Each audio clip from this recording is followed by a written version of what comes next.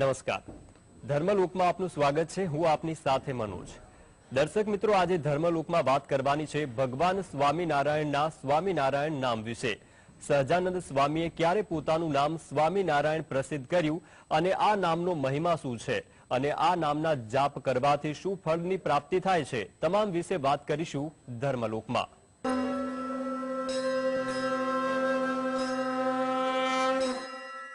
તો દર્શક મિત્રો, આજ વિશે વધુ માહિતી સાથે આપણી સાથે જોડાઈ ગયા છે કુમકુમ સ્વામિનારાયણ મંદિરના સ્વામી પ્રેમ વત્સલદાસજી। જય સ્વામિનારાયણ। સ્વામીજી, સ્વાગત છે। સૌપ્રથમ એ પ્રશ્ન પૂછવા માંગીશ કે સહજાનંદ સ્વામીએ પોતાનું સ્વામિનારાયણ નામ ક્યારે પ્રસિદ્ધ કર્યું અને તે નામનો મહિમા શું છે? જી, તમારો સરસ પ્રશ્ન છે કે સહજાનંદ સ્વામીએ પોતાનું સ્વામિનારાયણ નામ ક્યારે પ્રસિદ્ધ કર્યું।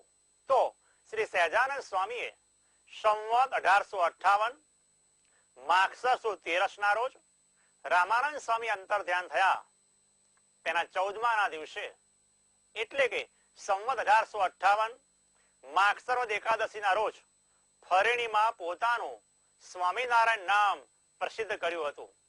ત્યારથી આ સંપ્રદાય એ સ્વામિનારાયણ સંપ્રદાય તરીકે સારા જગમાં પ્રસિદ્ધ થયો છે। સ્વામિનારાયણ મહામંત્રોનો જપ કરવાથી ગૌ હત્યા, બાળ હત્યા, સ્ત્રી હત્યા, ગુરુ સ્ત્રીનો સંગ આદિ અનેક મોટા મોટા પાપનો ક્ષય થાય છે। સ્વામિનારાયણ મહામંત્રોનો જાપ કરવાથી યમદૂત પણ નાસી જાય છે। સ્વામિનારાયણ મહામંત્રોનો જાપ કરવાથી કાળા નાગનું ઝેર પણ ઉતરી જાય છે। સ્વામિનારાયણ મહામંત્રોનો જાપ કરવાથી ભૂત પ્રેત ભૂસેટીને ભાગી જાય છે। સ્વામિનારાયણ મહામંત્રોનો જાપ કરવાથી ત્રિવિધિ તાપમાંથી સૌને મુક્તિ મળે છે। અને એટલા માટે જ શ્રી સ્વામિનારાયણ ભગવાને પોતે મહિમા ગાયો છે કે જે સ્વામિનારાયણ નામ લેશે તેના બધા પાતક બાળી દેશે। ષડક્ષરી મંત્ર મહા સમર્થ તેથી થશે સિદ્ધ, સુખી કરે સંકટ સર્વ કાપે, અંતે વળી અક્ષરધામ આપે। જો અંતકાળે શ્રવણે સુણાય, પાપી ઘણો તે પણ મોક્ષ જાય। તે મંત્ર જેના મુખથી જપાય, તેના થકી તો જમનાશી જાય। શ્રી સ્વામિનારાયણ જે કહેશે, ભાવે કુભાવે પણ મુક્તિ લેશે। સ્વામિનારાયણ મહામંત્રોનો જાપ કરવાથી આત્યંતિક કલ્યાણની પ્રાપ્તિ થાય છે। સ્વામિનારાયણ મહામંત્રોનો જાપ કરવાથી ગમે તેવી મુશ્કેલીમાં પણ શ્રી સ્વામિનારાયણ ભગવાન તત્કાળ આવીને આપણી સહાય કરે છે। આમ સ્વામિનારાયણ મહામંત્રનો અપાર મહિમા છે। તેથી આપણે સુખી થવા માટે અવશ્ય નિરંતર સ્વામિનારાયણ મંત્રનો જાપ આપણે સૌ કોઈએ કરવો જોઈએ। જી, શું સ્વામિનારાયણ નામના જાપથી મોક્ષની પ્રાપ્તિ થાય છે? તમે સરસ પૂછ્યું છે કે સ્વામિનારાયણ મંત્રનો જાપ કરવાથી માણસના પાપ નાશ પામી જાય અને તેનો મોક્ષ થાય છે ખરો? તો તેનો જવાબ છે હા। શાસ્ત્રોમાં એવા અનેક પ્રસંગો છે કે સ્વામિનારાયણ મહામંત્રનો જાપ કરવાથી અનેક ભૂત, પ્રેત, જન અને બ્રહ્મ રાક્ષસથી પણ મુક્તિ મળે છે। શાસ્ત્રોનો એક પ્રસંગ યાદ આવે છે કે એક વખત ગામ જમડારાની અંદર સદગુરુ શ્રી આનંદાનંદ બ્રહ્મચારી પધાર્યા હતા। સંતો અને બ્રહ્મચારી ગામમાં પધાર્યા તેથી હરિભક્તોને સંત સમાગમનું અલૌકિક સુખ મળવા લાગ્યું। એક દિવસ સ્વામીને એક બ્રાહ્મણ હરિભક્તને ત્યાં ઠાકોરજી જમાડવાના હોવાથી સ્વામી તેમના ઘરે પધાર્યા। સ્વામી હરિભક્તોને કથા વાર્તા કરીને સુખ આપવા લાગ્યા અને સાથે બ્રહ્મચારી અક્ષરાનંદજી આદિ રસોઈ કરવા લાગ્યા। ત્યાં તો ઘરમાં કેટલાક નાના સર્પ આદિ ફરતા દેખાયા। સ્વામીએ પૂછ્યું, આ બધું શું છે? ત્યારે જાણવા મળ્યું કે આ બ્રાહ્મણના માતા પિતા અધોગતિને પામ્યા હતા, તેથી ઘરમાં આ રીતે સર્પ બનીને એ રહ્યા છે। જ્યારે ઘરમાં બ્રાહ્મણની સ્ત્રી નિત્ય રસોઈ કરતી ત્યારે પણ નાગ અને નાગણી તેને હેરાન પરેશાન કરતા હતા। આખું ઘર તેનાથી કંટાળી ગયું હતું। સૌએ આનંદાનંદ સ્વામીને વાત કરી, તેથી તો ત્યાં આવ્યા અને ઠાકોરજીને નવરાવીને પ્રસાદીનું જળ તેમના ઘરની અંદર સ્વામિનારાયણ સ્વામિનારાયણ એમ નામ લઈને છાંટ્યું. તેના કારણે નાગ અને નાગણીનો મોક્ષ થઈ ગયો અને ત્યારથી દેખાતા પણ બંધ થઈ ગયા. આમ સ્વામિનારાયણ મંત્રના પ્રતાપે કેટલાય અસદગતિ થયેલાનો મોક્ષ થાય છે. તુલસીદાસજી માટે જ કહે છે કે આ સંસારમાં આવીને બે કામ કરવા જેવા છે. એક, કોઈને અન્નદાન આપવું અને બીજું ભગવાનનું નામ લેવું. માટે તુલસીદાસજીએ સરસ કર્યું છે, તુલસી આ સંસારમાં કરી લેજો દો કામ, દેવો કો ટુકડા ભલા લેને કો હરિનામ. તેથી આપણે પણ સુખી થવાને માટે સ્વામિનારાયણ મહામંત્રનો જાપ વધુ ને વધુ નિત્ય કરવો જોઈએ. જેટલું ભગવાનનું આપણે વધારે ભજન કરીશું તેટલા વધુ આપણે સુખી થઈ શકીશું. જી, સ્વામિનારાયણ મંત્રના જાપથી વ્યસન મુક્તિ મળી શકે ખરી? તમે સાંપ્રત સમયનો સરસ પ્રશ્ન પૂછ્યો કે સ્વામિનારાયણ મંત્રનો જાપ કરવાથી વ્યસનમાંથી મુક્તિ મળી શકે છે ખરી? તો હા, ચોક્કસ શ્રદ્ધા, વિશ્વાસ અને નિયમિતપણે સ્વામિનારાયણ મહામંત્રનો જાપ કરવામાં આવે તો વ્યસનમાંથી અવશ્ય મુક્તિ મળી શકે છે. ઘણા માણસને બીડી, સિગારેટ, તમાકુ, ગુટકા વગેરે અનેક પ્રકારના વ્યસનો હોય છે. પહેલાના સમયમાં ઘણા લોકોને અફીણનું વ્યસન હતું, તો તે પણ સ્વામિનારાયણ મંત્રનો જાપ કરવાથી વ્યસન ટળી જતું હતું. એક વખત મેમદાવાદમાં પદ્મનાભાનંદ સ્વામી પધાર્યા હતા. તેમણે એક બેચરભાઈના ઘરે ઉતારો કર્યો હતો, પરંતુ આ બેચરભાઈને અફીણનું વ્યસન હતું. એક દિવસ બેચરે અફીણ લીધું, પણ લેતા લેતા વધારે લેવાઈ ગયું. દેહનું ભાન પણ ભૂલાઈ ગયું. દેહ રહેશે કે કેમ એવી પરિસ્થિતિ સર્જાઈ ગઈ. ત્યારે સદગુરુ શ્રી પદ્મનાભાનંદ સ્વામીએ તરત જ શ્રી સ્વામિનારાયણ ભગવાનને પ્રાર્થના કરી અને સ્વામિનારાયણ મહામંત્રની ધૂન શરૂ કરી. બેચરને અફીણનો નશો ઉતરવા લાગ્યો અને થોડી વારમાં તે જાગૃત થઈ ગયો.